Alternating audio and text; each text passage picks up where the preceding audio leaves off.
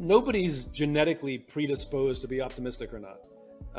We can learn to be optimists. Every single one of us finds inspiration somewhere. You know, I love talking to leaders and say, who do you hire? And they say, we only hire passionate people. Well, how do you know that they're passionate for interviewing, but not so passionate for working? At the end of the day, we all have passion. We just don't have passion for the same things. The opportunity is to tap into that passion. Where do you find inspiration? Where do you light up? Where are you willing to give inordinate amounts of time and energy, and yet it doesn't feel like work? And you can lose hours, and yet you have joy. It can still be hard. It can still be time consuming. It can still be stressful, and yet it always feels worth it. That's where inspiration comes from. I'm inspired by stories of service, quite frankly, the people who give of themselves to the benefit of others. Whether they're small examples or big examples, I can be brought to tears by that, and those stories inspire me to want to give more myself. But that's me. The books you read, the movies you like, the characters in those books and movies that you resonate with, these are all clues to help you find where you can find your inspiration. But absolutely, we should all go looking for it, because quite frankly, it feels wonderful to be inspired.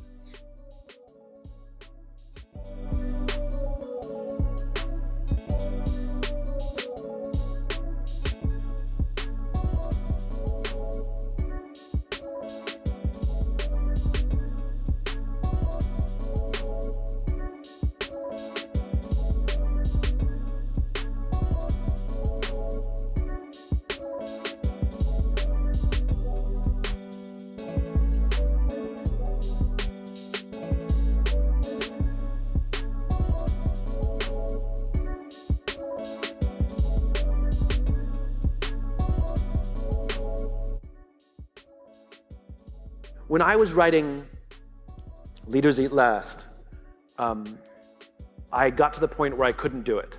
It was too difficult. I couldn't organize all the information. It was just too complicated. I couldn't do it, and I'd been trying for months. I'd probably missed multiple deadlines, and I was sitting at my computer, and I decided that I had to give up. I couldn't do it. And so I got up and went for a walk, and I was literally planning my exit. I was going through the steps, I was going through the checklist of quitting. I knew that I have to give my advance back to the publisher, because technically I'm in breach. I knew that I would be humiliated, but I was preparing myself for it, and that I would get over it. I was also rationalizing that it was okay to quit. I told myself there are thousands, 10,000 books published every single year. No one will miss this one book. And I literally went through the steps to prepare myself for what I had to do to quit. I'm not sure why I did this, but I called a friend of mine who at the time was in the Air Force Special Forces, and I don't even think I said hello when he picked up the phone. I simply asked the question, what do you do when you can't complete the mission? And as is his habit, he just started telling me a story. He was a helicopter pilot, and they had a mission in Afghanistan that was a suicide mission. All the intelligence showed that the air defenses were just too great, and none of them were going to come out alive. And it wasn't going to be one of those kill Hitler missions where we're all going to die, but we'll kill Hitler. This is like, we're all going to die, and the mission will also fail.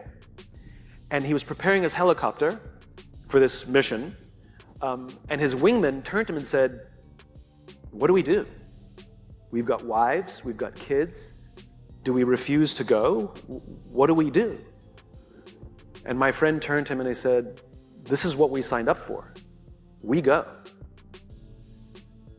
He asked me, he said, is this book more or less powerful than Start With Why? I said, the research has impacted me greater. It's more powerful. He says, all right, I'm going to tell you a funny story. Before I met you, I'd become disillusioned with the Air Force and I was going to quit. And I found this kooky little book called Start With Why, and it completely re-inspired me.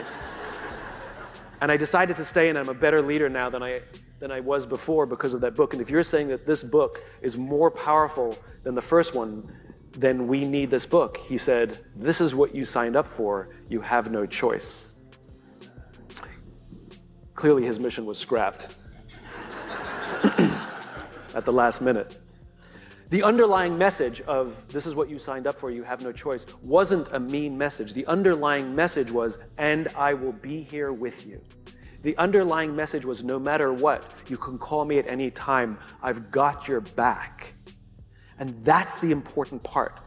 I turned around, went back to my desk, and finished writing that book. Not that night. I mean, it took me months, but I never thought of quitting ever again.